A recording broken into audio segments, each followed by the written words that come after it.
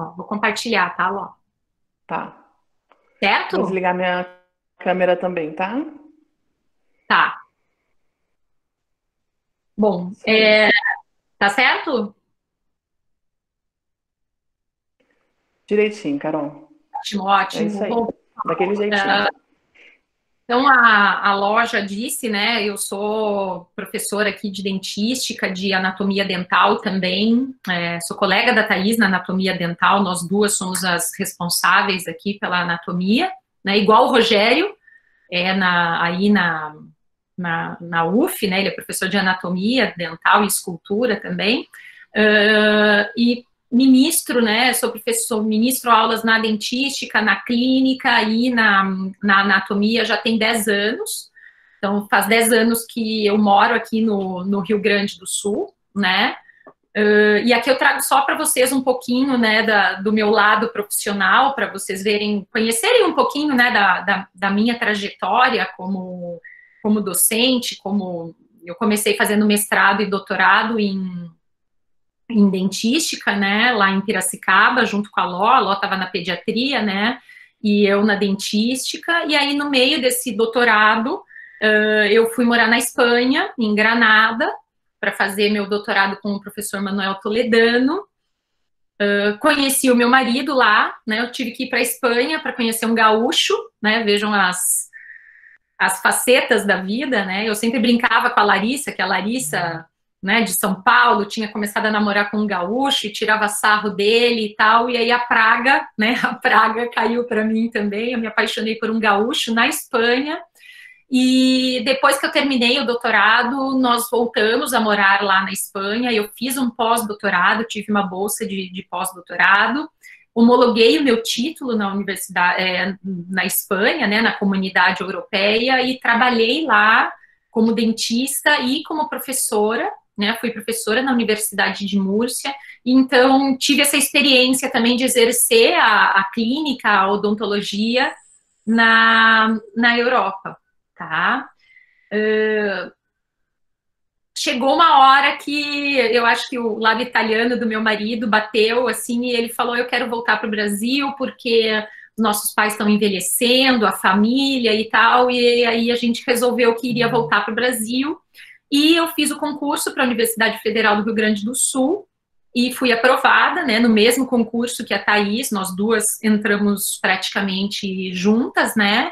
E desde então, eu sou professora na Universidade Federal do Rio Grande do Sul, de dentística, né? Já sou professora associada e tenho aí na minha trajetória publicações de artigos, de capítulos de livro, e também o trabalho como em cursos, né, de formação, como a Ló comentou ontem, a gente tem o DREC, que é uma atualização em dentística, sou eu, a Thaís e mais outros dois colegas, o Leandro e o Lucas. A gente forma um grupo muito legal, e nós trabalhamos também com uma extensão de clareamento dental, que aí está como coordenadora, mas na verdade agora eu sou a vice. Eu e a Thaís, a gente vai alternando, cada ano uma coordena, esse ano é o dela, né? Por enquanto nós não começamos, no final das contas, em virtude da pandemia, mas esse é um pouquinho da minha trajetória profissional, de uma maneira bem resumida aí, né? E quando a gente estava em Granada, né, tivemos a grande felicidade, né, de encontrar com o Rogério, lá em Granada. O Rogério foi fazer o pós-doutorado dele, lá com o professor Manuel Toledano também, e éramos parceiros de laboratório, a Tapas, né, Rogério? Foi uma época maravilhosa. O Rogério morava num apartamento fantástico, com vistas para a Praça Central de Granada, via prefeitura, assim, era uma coisa linda ali, uma coisa idílica, eu diria, né?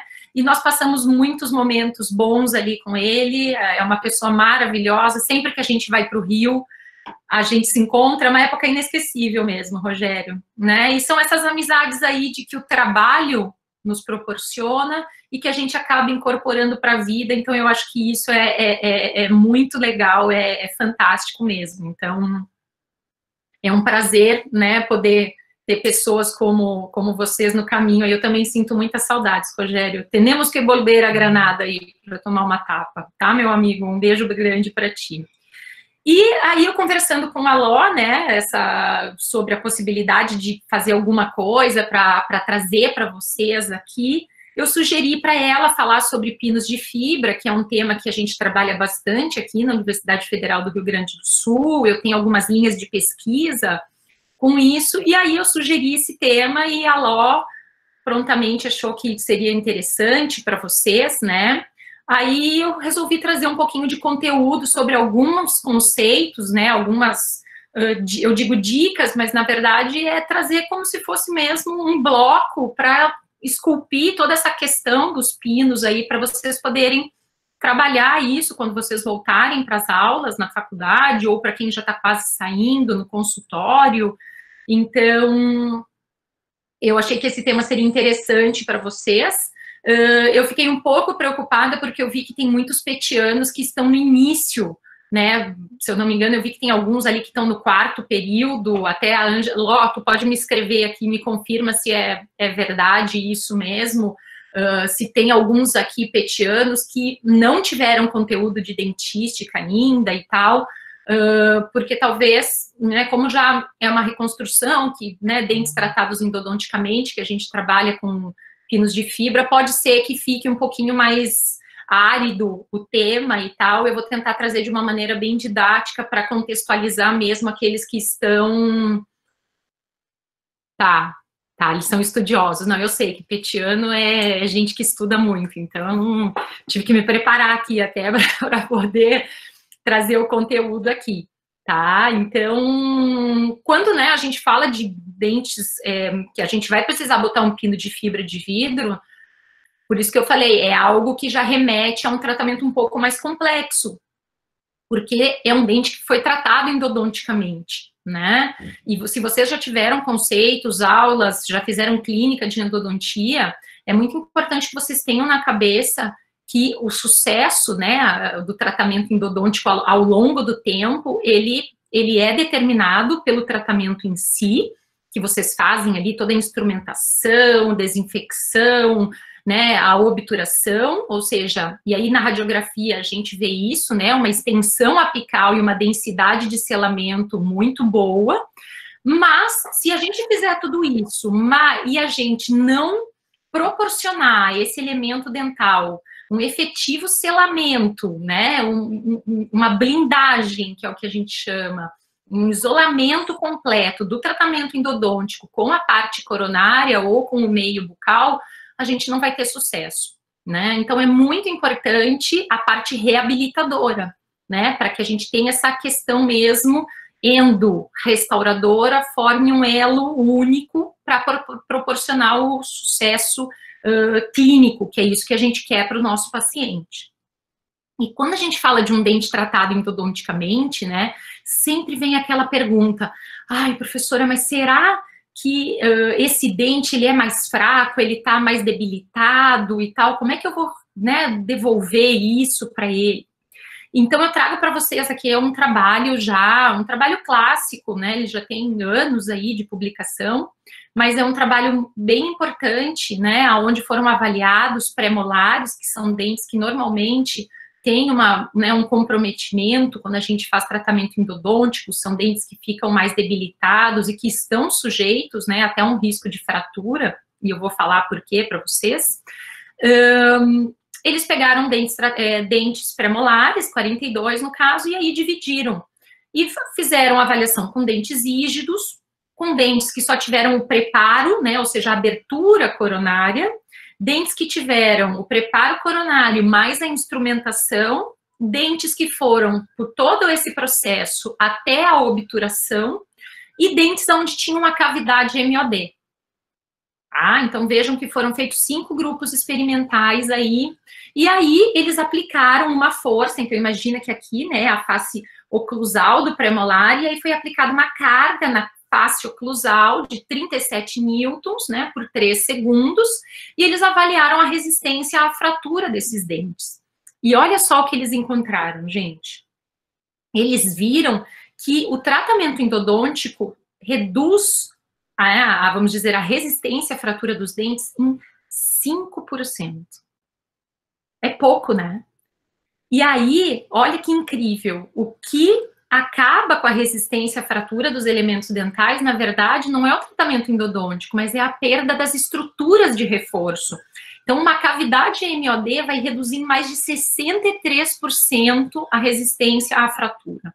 Então, na verdade, um dente tratado endodonticamente, ele não é menos resistente por causa do tratamento endodôntico. Ele é menos resistente em virtude das perdas, né, de estruturas de reforço. E aí o professor Rogério, que está aí assistindo, já deve ter ensinado isso para vocês. O que são as estruturas de reforço dos dentes?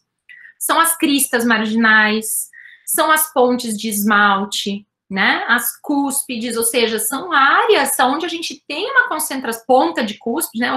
São áreas onde a gente tem uma concentração de força maior, né? E quando a gente perde essa estrutura, o dente fica mais fragilizado. Então, frente a um dente tratado endodonticamente e que tenha algum tipo, olha lá, na anatomia a gente aborda as estruturas de reforço, então é exatamente isso. Então, um dente como esse que vocês veem aí na tela, onde a gente tem um molar que tem uma crista marginal perdida, praticamente todas as cúspides destruídas, quais são as possibilidades restauradoras, né, para um dente que eu terminei o tratamento endodôntico? Eu posso colocar um núcleo metálico fundido, certo? Eu posso colocar uma endocrown. Se vocês nunca ouviram falar, uma endocrown é uma restauração indireta, aonde a gente utiliza a câmara pulpar, que vocês estão vendo aí, a gente utiliza a câmara pulpar como área de preparo, como área adesiva, tá? Ou eu posso cimentar algum tipo de retentor ou de pino pré-fabricado, certo? Que podem ser pinos cerâmicos, metálicos ou de fibra, tá? Bom, então eu tenho que pensar em alguns aspectos, tem 3 aspectos que a gente precisa pensar para tentar decidir, né, qual tipo de conduta restauradora a gente vai ter. A primeira, pessoal, é saber a posição do dente no arco, tá? E, na verdade, a gente sabe que conforme a gente vai indo da região anterior para posterior, a inclinação das forças vai mudando, tá? Então, eu tenho forças mais verticalizadas, né? Ou seja, mais, vamos dizer, contra o longo eixo do dente, se eu estou num dente anterior. Num dente posterior, essas forças elas já vão mais ao longo eixo do dente. A gente chama que é um padrão de distribuição de força mais, vamos dizer, benéfico ao dente. E o problema, né, a gente tem, então, nos anteriores e nos pré-molares, aonde a gente tem essa concentração e essa distribuição de forças de uma maneira mista. Por isso que pré-molares e caninos são dentes que, às vezes, fraturam, porque estão submetidos a um estresse oclusal muito grande e tem um padrão misto de distribuição de forças na região cervical. Então, eu sei que quanto mais para anterior eu vou, maior a necessidade da colocação de um retentor intraradicular. E olha só, né, olha, é bem isso que eu falei para vocês. Quem já tem um pouquinho mais de rodado, de estrada, né, que já está um pouquinho mais rodado, isso aí a gente vê direto na clínica, né? Pré-molares com fraturas, né? O que a gente tem aí, pessoal? A gente tem um preparo DO, né? Ou seja, tem um preparo que eu tenho uma perda de uma crista e, na verdade, eu tenho uma fratura que está me levando à perda da estrutura dentária, tá? Eu tenho que avaliar a qualidade e a quantidade do remanescente, tá? Idealmente, tá, pessoalzinho, assim, a gente precisa ter um remanescente de 2 milímetros, tá? 2 milímetros de altura, que é o que vocês veem aí. Eu tenho já um dente que já foi cimentado, um pino de fibra, e ele foi reconstruído em resina e já foi preparado. Mas vocês vejam ali que eu tenho uma altura de 2 milímetros, que a gente chama de férula. Então, é importante eu ter esse remanescente de 2 milímetros em altura e em espessura. Lembra que eu mostrei lá os incisivos, os pré-molares e os molares com a força mais excessiva, né? Uma maior intensidade de força na região cervical, né? Onde a gente tem ali o nosso fulcro. Muito bem. nessa região é exatamente onde existe a maior concentração de forças. Então, eu preciso que aquela região eu tenha dente, entendeu? Para evitar uma sobrecarga mastigatória nessa porção mais coronária do núcleo, tá? Idealmente, depois, se der tempo, eu vou mostrar para vocês que às vezes isso não acontece, mas num planejamento ideal, eu preciso ter algo de remanescente em torno de 2 milímetros. E aí eu tenho que ver o tipo de restauração que eu vou colocar, tá? Eu posso trabalhar com restaurações diretas ou com restaurações indiretas, tá? Então, não significa que, para cimentar um pino de fibra, eu preciso fazer uma restauração indireta. Não, às vezes o dente vai receber uma restauração direta de resina composta, ou vai receber uma faceta direta de resina composta. Então, eu tenho que avaliar um pouco essa condição, certo? No caso, por exemplo, tá? Onde eu tenho prótese fixa, sei lá, de 4 elementos. Nos dentes pilares, às vezes, a colocação de pinos de fibra pode estar contraindicada se você não conseguir dar um paralelismo entre os pilares do preparo, tá? Então, dependendo da tua habilidade, se você tem uma prótese múltipla, né? Para conseguir esse paralelismo de inserção da prótese, às vezes é preferível mandar para o laboratório, porque daí ele vai te dar o paralelismo. Mas, de uma certa maneira, hoje em dia, a própria prótese, né, e aí eu tenho muita liberdade para falar no assunto, porque o meu marido, né, o gaúcho da história, ele é professor de prótese, né, e trabalha no consultório, tem clínica e tal, com prótese. Então, a gente discute muito essa questão e ele corriqueiramente já me relata, fala assim, olha, praticamente não faço mais núcleo metálico fundido, trabalho muito com adesão, trabalho muito com material adesivo, e aí realmente entra, né, a realização dos pinos pré-fabricados, pinos de fibra, que realmente tem uma vantagem, né, clínica, que eu quero mostrar para vocês, um pouquinho sobre características, né, como trabalhar e tal, que realmente é muito vantajosa. Então, mesmo a prótese, né, que pode, né, ter aquela conotação de ser um pouquinho mais, vamos dizer, antigos, né, mais old school, que a gente chama, também já estão se rendendo à realização de procedimentos adesivos. Então, quando que a gente vai utilizar esse tipo de material, né? Casos como esse, onde eu tenho, né, fratura, perda por cárie e uma grande perda tecidual, né? Eu já tenho um dente aí que já perdeu 2/3 da coroa, vou precisar de uma ancoragem para minha restauração.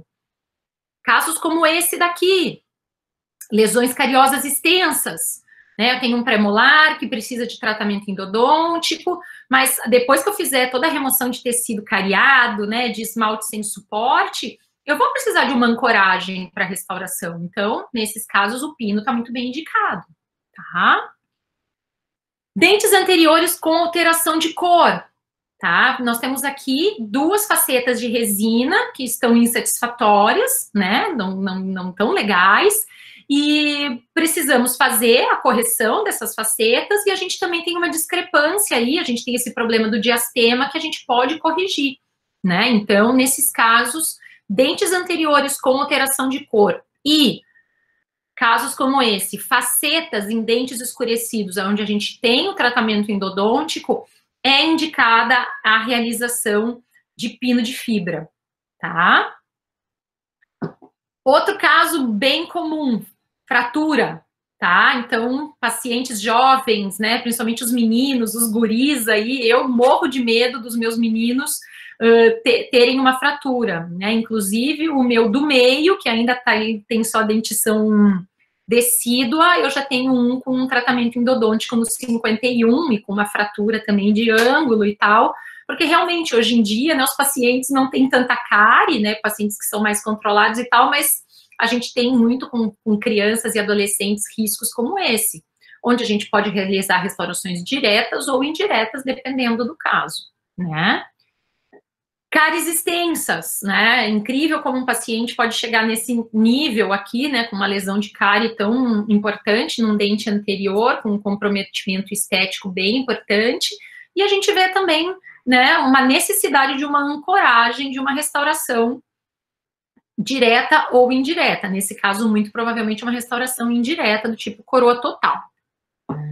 E casos limite como esses, né, de raízes fragilizadas, né, onde a gente tem um dente que tinha um núcleo metálico fundido, né, tínhamos nesse caso lesão de cárie periférica, nós removemos o pino, o núcleo metálico fundido, para poder retratar. E aí o dente já estava mais fragilizado, então era ou fazer um procedimento adesivo ou partir para a extração, né? Então, casos extremos como esse também são muito interessantes a gente tratar com procedimentos adesivos. E o que é importante, né, são as vantagens dessa classe de material, que é fantástico, né? A estética, a possibilidade de trabalhar com um material adesivo, tá? Então, eu estou trabalhando com um material que é branco, eu estou trabalhando com um material que é adesivo. A partir do momento que ele é adesivo, a quantidade de preparo que eu vou ter que fazer de remoção de estrutura dentária é muito menor, tá?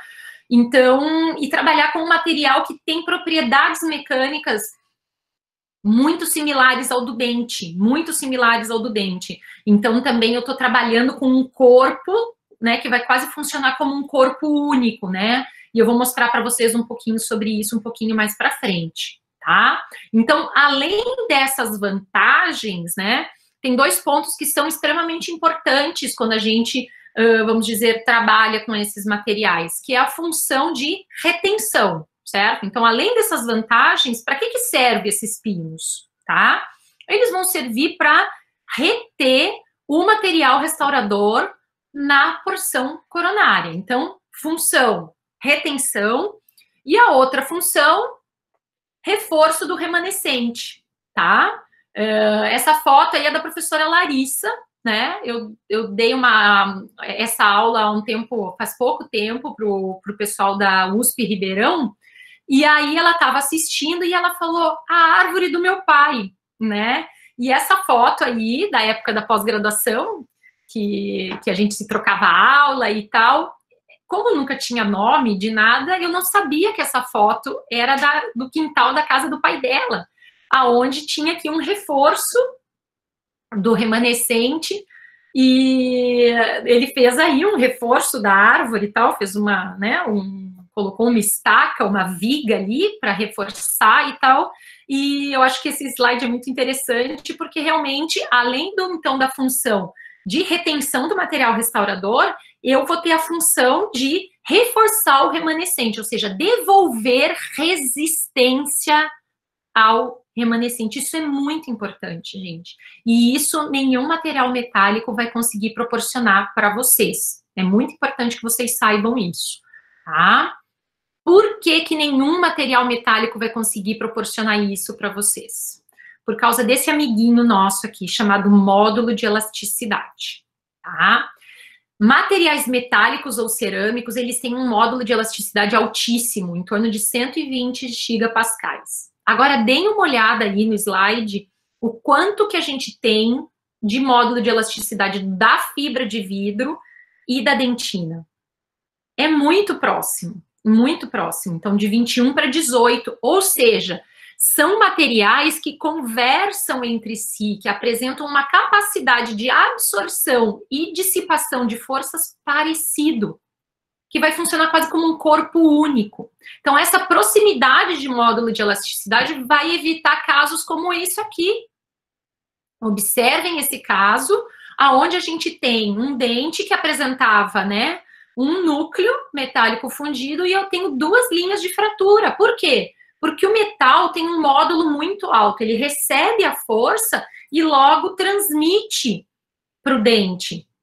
Quem de vocês aqui, eu nunca tive essa experiência, mas sei como é que funciona. Como é que a gente quebra madeira? Como é que a gente, né, quebra lascas de madeira? Uma cunha, né? Ou seja, a gente coloca, né, vamos dizer, uma cunha metálica e a gente bate em cima para transferir a força diretamente em um ponto só.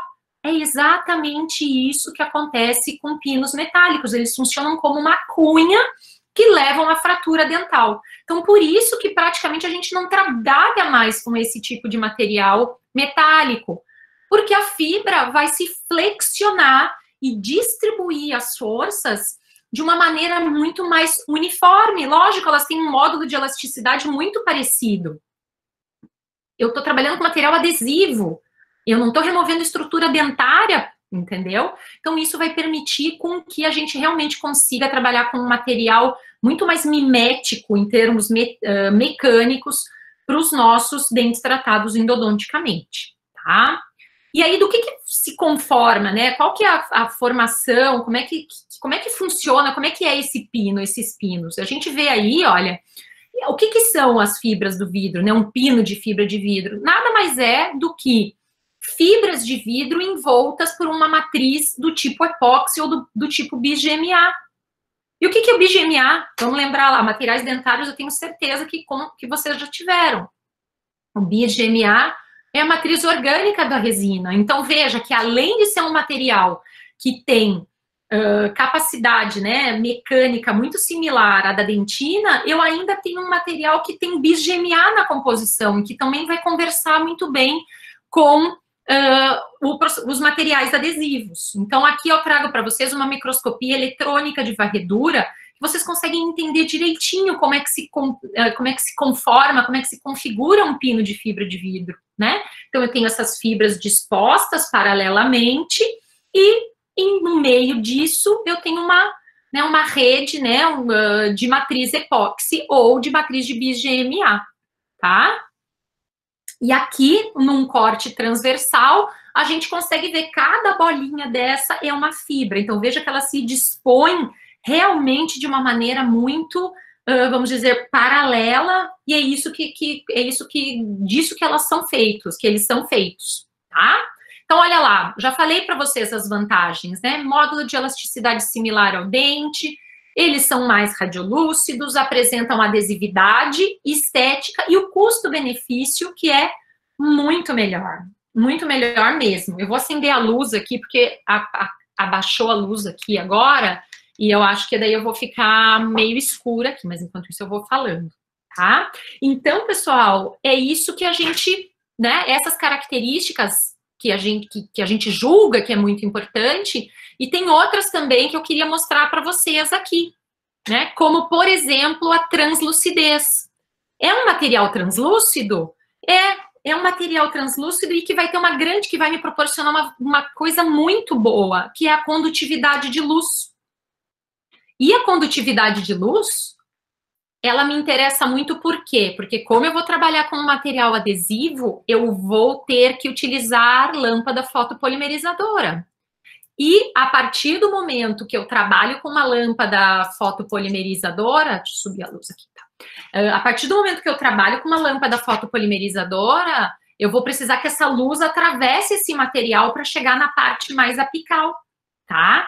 Então, é importante essa luz aí, essa condutividade, exatamente para eu poder o quê? Para eu poder trabalhar com materiais adesivos e utilizar uma lâmpada fotopolimerizadora, tá? Com alguma desvantagem, né, tem essa radiopacidade que não é muito grande, certo? Então, a gente vê aí que tem um pino cimentado ali nessa terceira bolinha, mas não é a mesma do metal, mas eles têm algo de radiopacidade também, tá?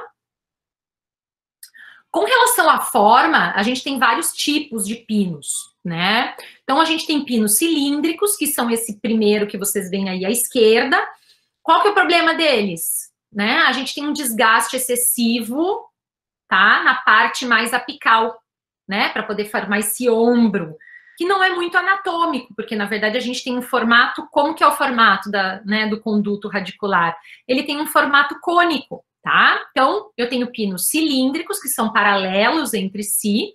Eu vou ter pinos cônicos, que são esses aonde, né, eu acompanho o formato do conduto, mas na parte mais cervical, a gente vê que a gente termina tendo uma desadaptação muito grande.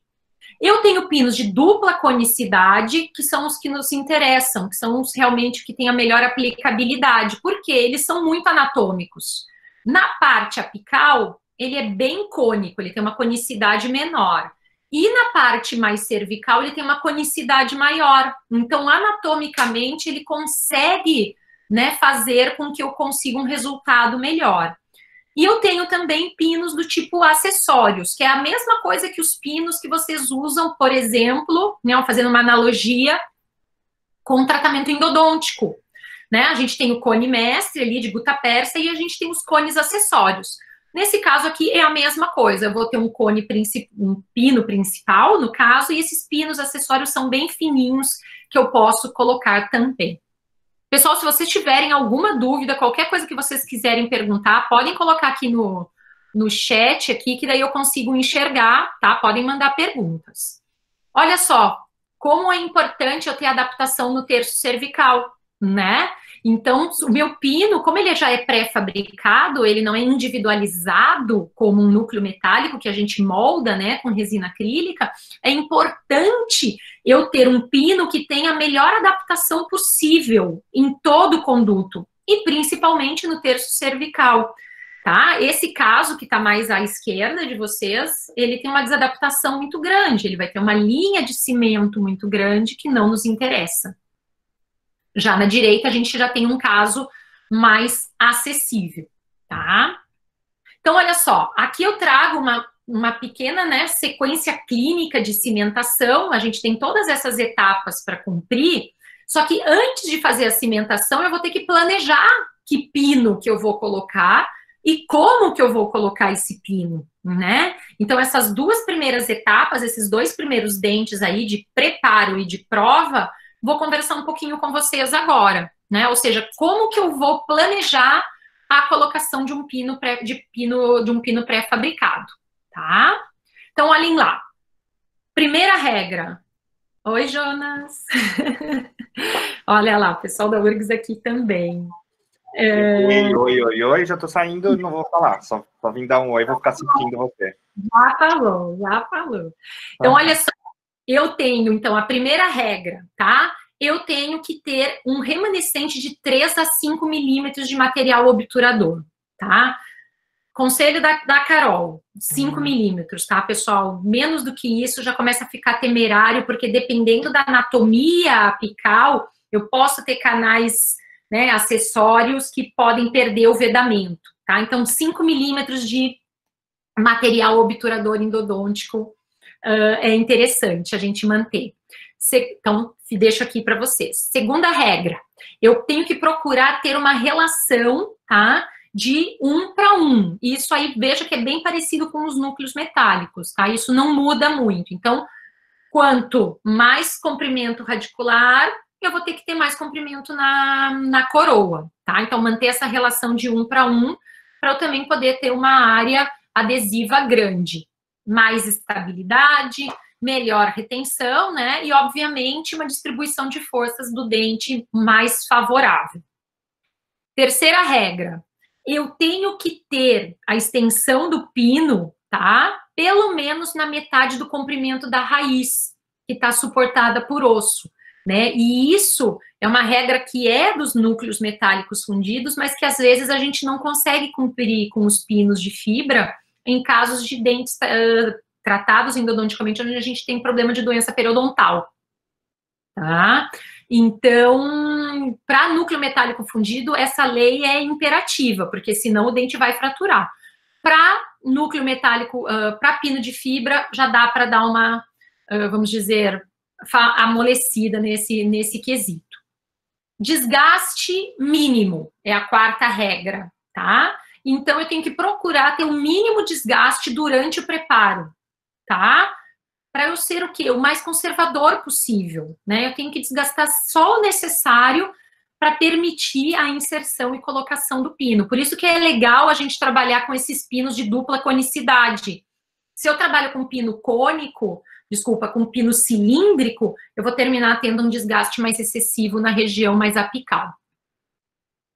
E aquela regra da férula, né, que eu falei para vocês já, né, da gente ter um remanescente de 1,5 a 2 milímetros de altura e espessura. Idealmente, a gente tem que tentar seguir essas 5 regras. E aí, né, planejamento do preparo, tá? Tem uma questão também que é muito importante. Vocês planejaram o preparo, até onde vai, como vai ser feito, tá?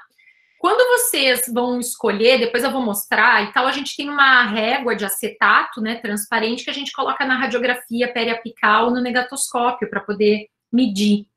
Se a hora que vocês fazem o preparo, tá, vocês observam que o pino está passivo no conduto, ou seja, que ele entra e sai e ele dança no canal, a gente tem que partir para um pino um pouquinho mais grosso, com um diâmetro maior, tá? Por quê? Ele tem que estar justo no conduto radicular, tá? Ele tem que, não é travado que tu não consegue puxar, mas ele tem que estar bem adaptado. Eu tenho que ter o mínimo possível de linha de cimentação, de espessura de cimento. Então, um dos fatores mais importantes no sucesso da realização, às vezes as pessoas falam, ai, eu tenho problema com pino de fibra porque, ai, para mim não dá certo, meus pinos descolam. Muito provavelmente é erro na técnica adesiva e esse problema de trabalhar com pino que está solto no conduto, tá? Então, cuidado com isso, tá, pessoal? É bem importante seguir essa regra de um pino estar bem justinho. Porque nós vamos fazer uma cimentação adesiva, né? E em se fazendo uma cimentação adesiva, tá? A gente lembra, né? Ou seja, a gente apaga ali aquelas duas partes do preparo e aí tem toda uma sequência que a gente vai precisar seguir para conseguir, né, fazer o quê? A retenção do pino às paredes do conduto. E é uma sequência bem grande que a gente precisa trabalhar e meio que vai funcionar como uma cimentação de uma peça indireta. Eu vou ter que ter o tratamento do dente, mas eu vou ter que ter também o tratamento do pino, né? Para o pino, nós indicamos a realização de tratamento com silano, primeiramente, e depois a aplicação de um sistema adesivo, que pode ou não ser fotopolimerizado. Aí depois eu vou conversar um pouquinho com você sobre isso. Então, eu tenho o preparo da peça e eu tenho o preparo do dente. E aí, eu tenho que cuidar muito essa etapa, né? Tudo que a gente faz com adesão, e eu acho que a Ló deve esgoelar isso para vocês na odontopediatria e tal, o Rogério também na dentística. Quando a gente trabalha com procedimento adesivo, a gente tem uma sensibilidade técnica muito grande. Se eu tiver problema com a parede do pino, eu vou ter falha na união, tá? Eu vou ter falha. Se eu tiver também problemas no tratamento do remanescente, da estrutura dental, eu também posso ter falhas, tá? Então, eu tenho já duas interfaces para tratar, para poder unir. Além disso, essa interface, pessoal, tem um outro problema seríssimo. Dois, na verdade. Ela é composta pela dentina radicular, que é uma dentina mais desorganizada, com uma conformação morfológica e, vamos dizer, de composição também, diferente da dentina coronária, né? E olha só, eu tenho um cone. Eu tenho ali, vamos dizer, um fator C altíssimo. Tá? Isso é um problema muito sério. Por isso que a gente precisa ter a espessura mínima de cimento. Se eu tiver muito cimento no conduto, o que, que vai acontecer? Esse cimento vai contrair, né? Se vocês lembrarem das aulas de materiais dentários. E olha lá, tem mais uma coisa que eu tenho que cuidar. Além disso, eu vou fazer uma polimerização em comprimento. Entendeu? Um comprimento, a luz que vai chegar na parte mais cervical não é a mesma que vai chegar na parte mais apical. Então, são todas questões muito, muito importantes que a gente tem que levar em consideração. Bom, que materiais que eu posso utilizar, certo? Se você vai trabalhar com materiais duais, tá? Se você vai trabalhar com materiais adesivos duais, eu gosto de trabalhar muito com esse sistema adesivo que está embaixo para vocês, em preto, chama Excite DSC, certo? É um sistema adesivo onde a gente utiliza... Rogério, Carol, o que você acha dos cimentos químicos? Beleza, já vou falar, Rogério, aguenta aí. Quimicamente ativado. Tá. Eu não uso, Rogério, tá? Não uso cimento quimicamente ativado, ou eu uso dual, ou eu uso resina Bookfill Flow, tá? Tenho gostado de usar a resina Bookfill Flow, e aí a Alice está perguntando modelação de pino com resina composta, tá? No final da aula vou mostrar para vocês. Segura aí que eu vou mostrar para vocês. Então, assim, ou a gente utiliza, né, um sistema onde a gente vai, por exemplo, se eu vou utilizar um cimento dual, eu tenho que utilizar um sistema adesivo que não seja acídico, tá? Porque se ele for acídico, ele vai comprometer a cura, a polimerização da amina terciária, tá? Então, por exemplo, esse DSC, o Excite, ele é dual também, então eu gosto bastante dele, tá? E eu vou pular para cá, para o cimento, tá? Que aí, eu não sei se o Rogério quis me perguntar sobre cimento químico ou sobre cimento autoadesivo. Responde aí, Rogério, tá? E com relação ao tipo de cimento, pessoal, isso daí é uma panaceia, quimicamente ativado. Eu não uso, Rogério. Não uso cimento químico. Ou eu uso dual, tá? Ou eu vou para resina Bookfill Flow. Não uso, não uso.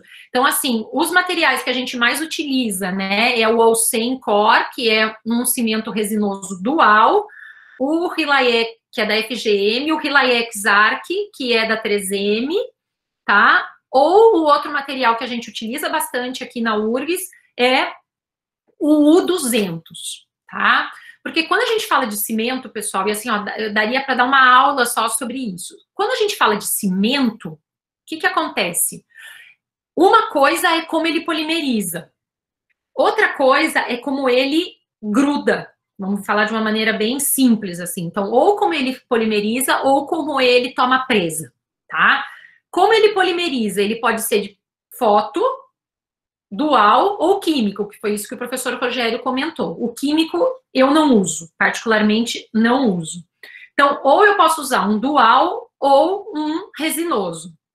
Eu não uso cimento resinoso convencional fotoativado. Então, cimento resinoso dual. No entanto, eu tenho a outra classificação de cimento, que seria a classificação de como ele gruda no dente. E aí eu tenho cimento autoadesivo ou eu tenho cimento convencional. E aí, o que a maioria dos estudos tem mostrado, pessoal, é que existe uma tendência a se ter melhores resultados com sistemas autoadesivos, ou seja, aqueles cimentos onde a gente não vai fazer condicionamento do conduto.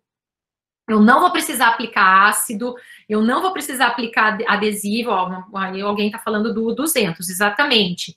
E tem uma outra classe, né, que a gente chama, a gente tem, dentro desses cimentos autocondicionantes, a gente tem cimentos que são autoadesivos ou autocondicionantes. É assim, ó, é uma panaceia isso, tá? Que daí é o Ultimate, né, que a gente pode utilizar, é da 3M também, ele tem um sistema autocondicionante, tá? Então, eu não vou fazer ácido no conduto, eu só vou aplicar um adesivo autocondicionante, e aí eu vou aplicar o Ultimate dentro do conduto. Ele é igual esse sistema aí da 3M, que é laranjinha, né? Esse é o Arc. O que é o Ultimate, ele é verde, onde tá laranja, ele é todo verdinho. Mas o mais importante, pessoal, tá? Além de você... E, assim, uma coisa que é importante é escolher uma classe de procurar trabalhar sempre com a mesma empresa na hora da cimentação. Então, se eu vou usar um adesivo de uma marca, eu vou tentar usar o cimento da outra, da mesma, desculpa. Isso é muito importante, porque se eu começar a usar adesivo, cimento de empresas diferentes, eu posso ter algum tipo de incompatibilidade.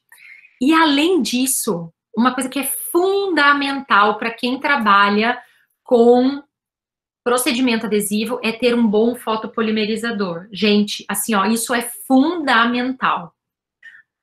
Obviamente, os melhores fotopolimerizadores, eles vão trabalhar mais já na casa acima de R$3.000, certo? É um investimento alto, mas assim, todo dentista, ele precisa ter, é melhor ele ter um bom fotopolimerizador do que ele ter um celular bom, um iPhone, entendeu? Porque ele vai ter muito mais sucesso clínico com um bom foto do que com um bom celular. Então, se vocês estiverem pensando em que foto comprar, pensem em comprar fotopolimerizadores, por exemplo, o Valo da Ultradente, o Elipar da 3M, o Bluephase da Ivoclar, porque senão vocês vão ter que trabalhar com fotos que tu vai ter que aumentar muito o tempo de polimerização. Dá para trabalhar? Dá, mas tu vai ter que entregar mais tempo ali, ficar dando mais energia para conseguir trabalhar com esse tipo de material, principalmente em profundidade, né, gente? Isso aqui, ó, imagina a luz chegar bem lá na parte apical. É bem complexo mesmo. Então, assim, dica da Carol, tá? Invistam num bom fotopolimerizador. Às vezes é mais importante um bom foto do que um mocho para vocês, assim, gente, um mocho, né? A gente tem que ter ergonomia e tal, mas pensem naquelas coisas que realmente vão proporcionar uma qualidade de trabalho para vocês e que vai durar muito, entendeu? Um material um equipamento que vai durar muito e que vai permitir com que vocês realizem técnicas adesivas de uma maneira muito mais segura, tá?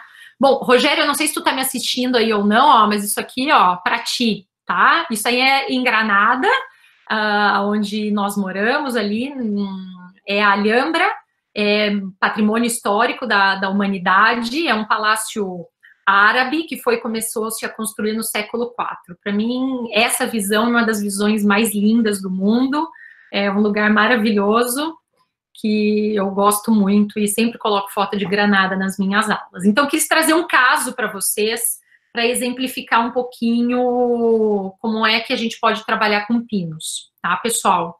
Então, olha lá, o Rogério viu, tá? Então, eu tenho aqui um caso de uma paciente que tinha, né, uma faceta direta num incisivo lateral com, né, alteração de cor, no remanescente, e a gente via que esse dente tinha uma resina que já estava muito desfavorável, com comprometimento estético bem importante. É um dente tratado endodonticamente, né? A gente consegue ver a linha de cimento da faceta ali muito bem, do preparo, tá?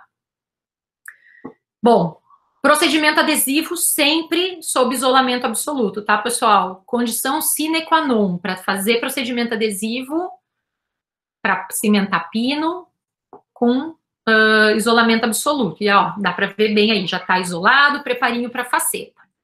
Bom, vou abrir o conduto, tá? Vou observar o remanescente após a remoção da restauração antiga e vou ver como é que está a forma e o diâmetro do conduto radicular, tá? Olha lá. Então, eu consigo já ter acesso ao conduto. Aí, eu vou fazer, então, a seleção do pino que eu vou utilizar, tá? Vou fazer uma radiografia, então, e nessa radiografia, além de poder fazer o planejamento do preparo, eu preciso ter certeza que o tratamento endodôntico está bem feito e que eu não tenho nenhum tipo de lesão periapical, tá? Então, olha só, reguinha de acetato colocada sobre uma, né, sobre uma radiografia, onde eu vou determinar qual que é o tamanho e o diâmetro do pino que melhor se adapta àquela anatomia radicular, tá? E aí, eu determinando isso, eu já vou saber, eu tenho que sempre, né, usar a régua de acetato, eu vou utilizar as brocas específicas daquele sistema da régua para cimentar os pinos desse sistema. Não dá para utilizar uma broca de um sistema vamos dizer, com um pino de outro, tá? Então, a gente já vai seguir todas aquelas regras que eu passei para vocês, tá? De extensão, de quanto que a gente tem que preparar, já passei tudo isso para vocês. Ô, Jonas, por isso que eu amo o odontopediatria. O odontopediatria não faz pino, né, Jonas? Bom, então, olha lá. Então, já segui todas as regras ali, que eu já sei de cabeça, eu vou começar a desobturar. Como é que eu vou desobturar? Com movimentos, vamos dizer, paralelos ao longo eixo dental, para não ter nenhum desvio, tá? Vou usar brocas Gates, posso utilizar brocas do tipo largo também, tá? Eu gosto de utilizar largo, eu acho que as Gates têm uma chance de fratura muito grande, não indico muito para os nossos alunos aqui, mas metodologicamente é possível, tá? E aí eu vou utilizando esses instrumentos paralelos ao longo eixo dental e vou remover o que eu me propus, né? 2/3 da obturação, deixando esses 5 milímetros ao nível mais apical, tá? E, como eu já disse para vocês, com a broca fornecida pelo fabricante. Então, olha lá, eu estou desobturando com Gates, com largo, e depois eu venho com a broca do sistema. Dica, vocês têm que colocar um cursor, né, de borracha, ali um stop de borracha, para marcar até onde vocês vão descer com uma régua endodôntica aqui, ó, vocês podem marcar. Ou o que vocês podem fazer, que eu gosto bastante, é marcar com aquelas canetas permanentes, porque daí o stop não dança, não roda e tal, e eu acho que funciona super bem também, tá? Essas brocas do sistema, então, eu vou entrar paralelo ao longo eixo do dente, e uma característica importante dessa classe de brocas é que elas não têm a ponta ativa, tá? Então, vocês viram que a ponta dela é inativa, então isso reduz muito qualquer risco de perfuração lateral. Bom, então olha lá, fiz o preparo, eu vou provar o pino, tá? Eu preciso ver se o pino entra no comprimento que eu me propus e preciso ver se esse pino tá bem justaposto. Lembra que eu falei para vocês que a justaposição do pino nas paredes laterais é fundamental, tá? Então, provei o pino tá bem justo e tal, então eu fiz a prova clínica, eu vou fazer uma prova radiográfica, tá? Posso fazer com ou sem o pino, tá? O que é o mais importante? Eu preciso ter certeza que eu desobturei todo o conduto, toda a área que eu preciso, tá? Isso é muito importante. Eu não posso ter gutapercha colado na parede do conduto, porque eu estou perdendo interface adesiva. Naquela região, o adesivo não vai colar, tá? Tá tudo certo? Eu vou cortar o pino. Como é que eu vou cortar? Vou fazer um corte com uma ponta diamantada em alta rotação, tá? Um corte perpendicular ao longo eixo, como vocês estão vendo aqui. Corto o pino, ficaria uma estrutura mais ou menos parecida com isso, tá? E aí, vou passar para os procedimentos adesivos. Para esse caso que eu vou mostrar para vocês, eu vou mostrar o que a gente fez. Se muda, por exemplo, o cimento, daí eu faria com outros materiais, tá? Então, para esse caso, o pino foi tratado com silano, certo? Com um material, um agente intermediário, porque o quartzo, né, inorgânico da fibra, ali eu vou aplicar esse silano, que vai ser um agente como se fosse um primer da superfície. Vou evaporar, né, por 60 segundos, aplico, faço uma evaporação, e para esse caso eu apliquei um adesivo universal, tá? A fotopolimerização, nesse caso, pessoal, ela é opcional, tá? Se o pino tá entrando muito justo no conduto, não fotopolimerizem o adesivo. Isso é uma dica muito importante, tá? Se na prova do pino vocês provaram e ele entrou muito justo, não fotopolimeriza o adesivo, porque ele não vai descer legal, tá? O conduto, o que eu vou fazer com o conduto? É bem legal a gente limpar com uma solução de clorexidina, 2%, para promover uma descontaminação. Tem até umas escovinhas endodônticas que a gente pode limpar o conduto, que tem essas escovinhas, né, bem bonitinhas e tal, parecida com escova de mamadeira, mas que a gente coloca para tratamento endodôntico, né? Vou lavar bem. E para esse caso, eu quis trazer um caso com uma coisa diferente para vocês, trazer uma outra perspectiva, um outro ponto de vista, tá? Lavei bem, vou secar com cânula endodôntica, é importante trabalhar com as cânulas, né? E cones de papel absorvente. E nesse caso, eu usei um adesivo autocondicionante universal. Bom, aí deu tilt, né? Carol, mas o autocondicionante é ácido e tal. Ele é ácido, mas eu vou utilizar um sistema foto para poder cimentar. E o sistema foto que eu vou usar é uma resina Flow do tipo Book Fill, Tá? Então, vão tentando fazer a conexão aí, e se vocês tiverem dúvida, daí vão me mandando aqui para a gente ir conversando, tá? Se eu usasse um cimento dual, eu não poderia utilizar um autocondicionante, porque o autocondicionante é ácido, e aí o ácido vai impedir a polimerização, tá? Vamos lá. Apliquei o sistema autocondicionante, vejam, tá, pessoal, aqui, ó, sequei, né, ó, apliquei o adesivo autocondicionante, vejam que a gente tem esse microbrush, essa é uma outra dica também, ter esse microbrush em formato cilíndrico, esse formato maior, que não é a bolinha. Por que que é legal isso? Porque ele vai promover, vamos dizer, um tratamento de superfície maior, ele tem uma área maior, então ele funciona melhor. Aquele de bolinha não é legal. Tem esses, a FGM tem, eles chamam de longo, tá? É bem importante. Vou remover os excessos como? Vou fazer uma volatilização do solvente, né? Aplicando um jato de ar, mas também vou remover os excessos com ponta de papel absorvente, tá? É muito importante isso. Bom, nesse caso, o que eu fiz? Eu usei uma resina do tipo bulk fill, então cimento resinoso dual ou bulk fill. Eu usei uma resina Flow bulk fill, pessoal, tá? Inseri ela, vocês vão ver agora no próximo slide aqui, ó. Tô inserindo, tá vendo que é uma ponteira normal da resina Flow que vocês usam? Mas tem que ser do tipo bulk fill, tá? Tem que ser do tipo bulk fill. Injeto dentro do conduto, não coloco no pino. Eu não gosto de colocar cimento ou material adesivo resinoso no pino, da bolha, tá? Injetem no conduto. Se vocês estiverem trabalhando com algum tipo de cimento resinoso que tem a ponta misturadora e a endotip. Menos bolha, menor probabilidade de falha. Tem muitos trabalhos já mostrando que as bolhas também podem levar à falha. E aí, ó, tô inserindo, estão vendo ali que a resina já tá chegando, né, no terço cervical.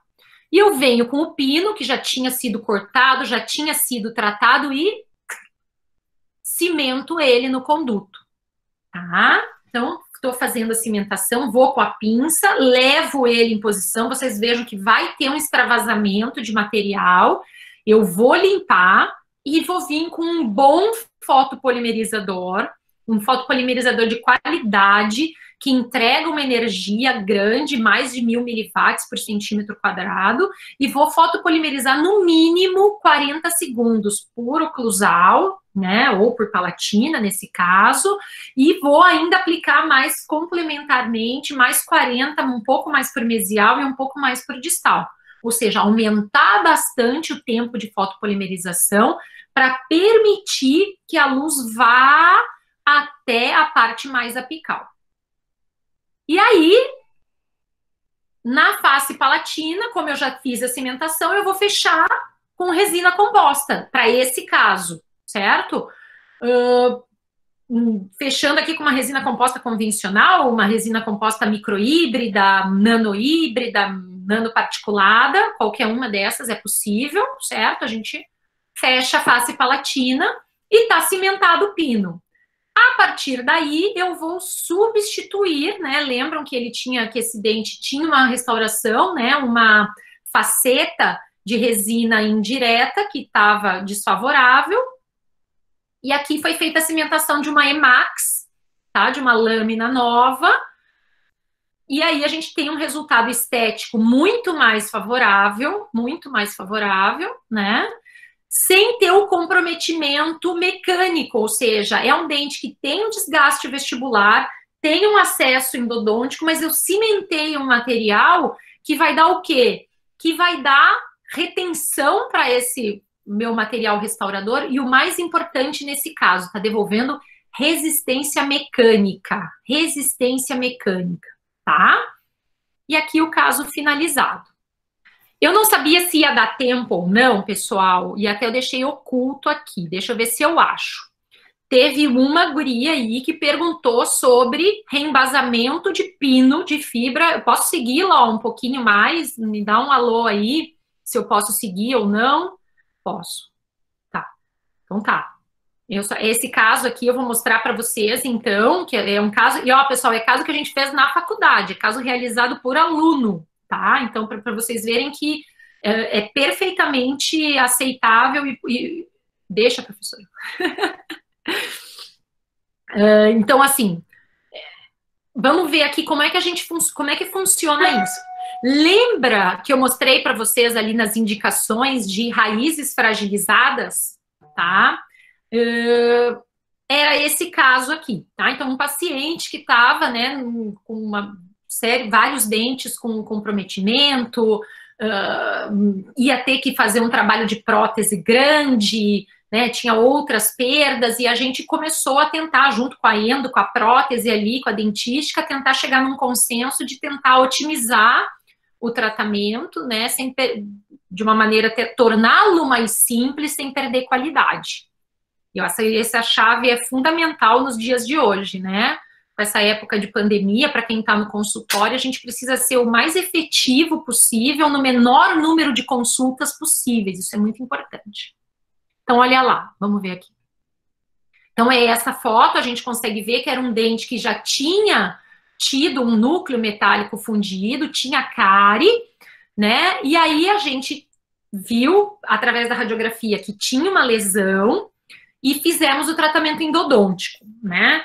E aí, fizemos o tratamento endodôntico e optamos por colocar um pino de fibra, porque as paredes já estavam um pouco, vamos dizer, debilitadas, né? A gente não queria colocar um núcleo metálico e o paciente também já não tinha tanta condição de investir em mais um procedimento laboratorial. Então, o que a gente fez? Nós selecionamos, aqui é um kit da FGM, onde vocês conseguem ver os diferentes diâmetros, né? Então, no kit, nós pegamos o 2E, é o pino que é o mais calibroso. Então, olha lá, sob isolamento absoluto, certo? Nós fizemos o procedimento de desobturação, tá? Fizemos o preparo do conduto, tá? Tá aqui o conduto preparado. E olha lá, mesmo utilizando o pino 2, que era o que a gente tinha, né, do kit, que é o pino mais calibroso, observem aí em rosa o nível de desadaptação que a gente tinha com esse pino. Não dava para fazer isso com material para cimentar assim. Então a gente pensou, vamos reembasar esse pino. E aí, o que a gente faz? Como é que a gente faz esse procedimento? Eu tenho que tratar o pino, certo? Então, o pino foi a álcool para poder fazer uma descontaminação, nós secamos, aplicamos silano e adesivo e fotopolimerizamos. Aqui eu tenho que fotopolimerizar o pino. Por quê? Já vou falar o porquê. Então, olha lá, é que eu não consigo ver o que está aqui, daí... No dente, o que vocês fazem quando vocês vão fazer uma modelagem de núcleo metálico fundido? Vocês aplicam o quê? Vaselina para lubrificar o conduto para que não tenha nenhum tipo de comprometimento na moldagem. Para esse material, para essa técnica, desculpa, que material que eu tenho que usar? Eu tenho que usar um gel hidrossolúvel, tá? Eu não posso usar vaselina, porque a vaselina, além dela não ser hidrossolúvel, ela vai comprometer a polimerização da resina, tá? E eu não vou conseguir, por ela ser mais oleosa, depois eu não vou conseguir limpar, tá? Então, pessoal, é gel hidrossolúvel, tá? Então, vou usar um gel hidrossolúvel, vulgarmente conhecido como KY, tá? Não peçam isso assim, falando assim para a secretária, né? Virem para a secretária e falem, por favor, a senhora pode me dar aqui o gel hidrossolúvel e tal, porque senão, se a senhora me dá o KY, o paciente vai achar meio estranho. Gel hidrossolúvel. Aplico com um microbrush no conduto, tá? E aí, aquele meu pino que eu já tinha feito a hibridização, eu coloco resina composta normal, com uma resina microhíbrida, nanohíbrida ou nanoparticulada, aplico. E aí, o que eu vou fazer? Eu vou modelar o meu conduto com esse conjunto pino-resina. Então, eu vou levar o pino em posição e eu faço uma fotopolimerização por não mais do que 5 segundos. desligo foto, solto, dou umas batidinhas, assim, tiro um pouquinho, volto em posição, mais 5 segundos, tiro de novo, subo um pouquinho, e faço isso por umas 4 ou 5 vezes. A resina vai se polimerizar já de uma maneira relativamente boa, e aí o que eu vou fazer? Eu vou tirar o conjunto pino,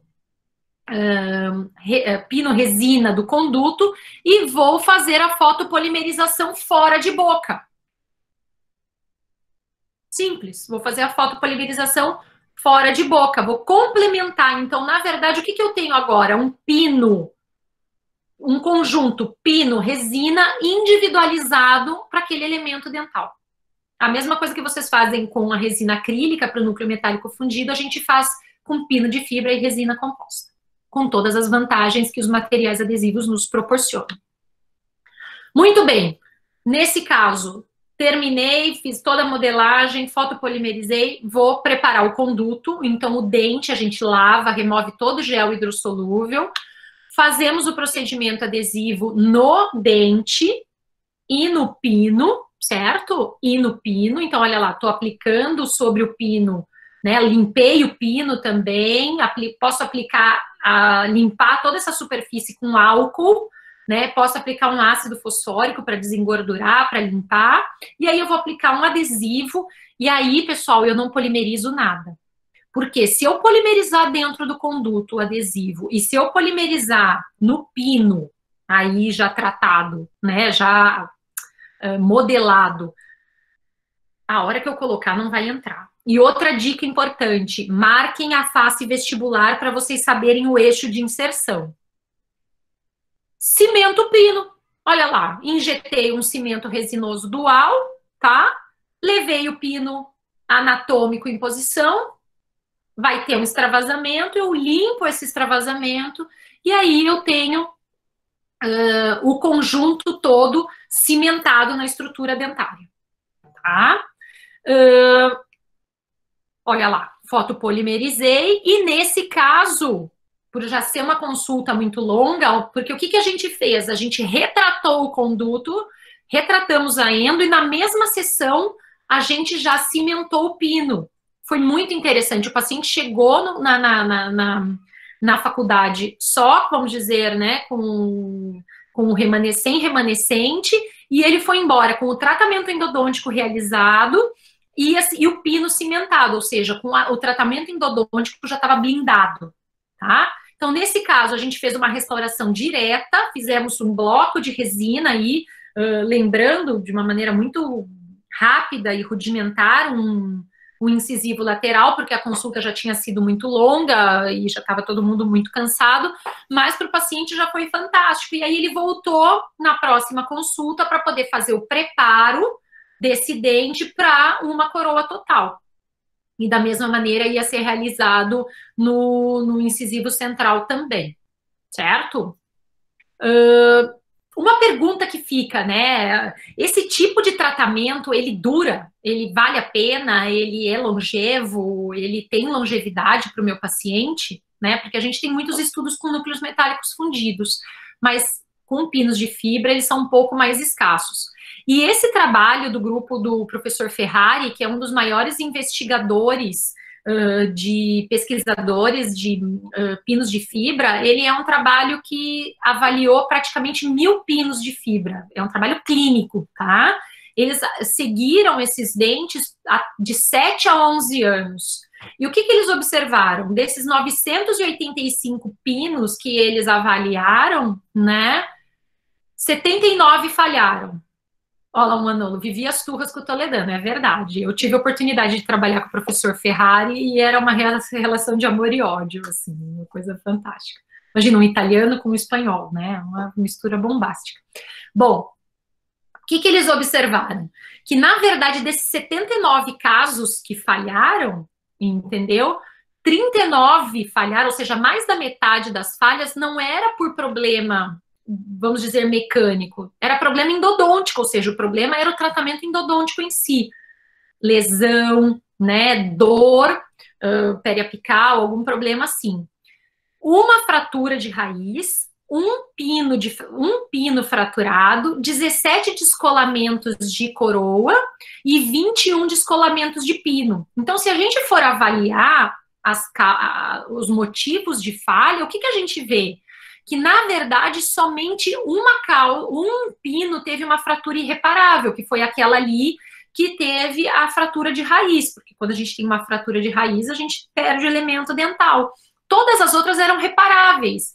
Então, na verdade, a gente observa, né, uma sobrevida, uma taxa de sucesso clínico muito alta, né? Então, isso nos permite realmente indicar esse tipo essa técnica restauradora, esse tipo de material para tratamento de dentes tratados endodonticamente, tá? Eu gosto dessa frase. Eu gosto mais do cara do que da frase, né? Todo mundo que está aí, os petianos aí, são muito novos, talvez não tenham vivido essa época, né, do Ayrton Senna. A Ló, com certeza, Rogério também, sabem do que eu estou falando. Para mim, ele é um grande ídolo e ele é um exemplo de uma pessoa que sempre buscou o seu limite, e mais do que buscar o seu limite, sempre buscou dar o melhor de si em tudo que fazia, né? E eu acho que isso representa bem vocês, petianos, porque além de todas as atividades que vocês têm na faculdade, né, vocês ainda assumem essa tarefa tão bonita de formação diferenciada, e realmente os petianos terminam tendo uma formação mais diferenciada, porque terminam aprendendo mais, se desenvolvendo mais, vendo coisas diferentes. Então, eu vejo muito disso, né, dessa coisa da gente se dedicar ao máximo nele, e eu acho que isso reflete muito vamos dizer, o espírito de vocês, certo? Eu deixo aqui, então, ó, os meus contatos, tá? Tem o meu e-mail aí, tem o meu Facebook, o meu @, meu Instagram. Se gostaram da aula, compartilhem, façam um print aí, tirem uma foto, coloca nos stories aí, para a gente poder divulgar bastante tanto o trabalho de vocês quanto o meu. E só o meu muito obrigada por poder conversar um pouquinho com vocês sobre esse tema, que é um tema que me apaixona muito, que me dá muito prazer, que me dá muito prazer em falar, me dá muito prazer em fazer na clínica, né, pela capacidade reabilitadora, prática que nos proporciona. Então, é um tema que realmente eu falo com muita paixão, assim, com muita alegria. Eu vou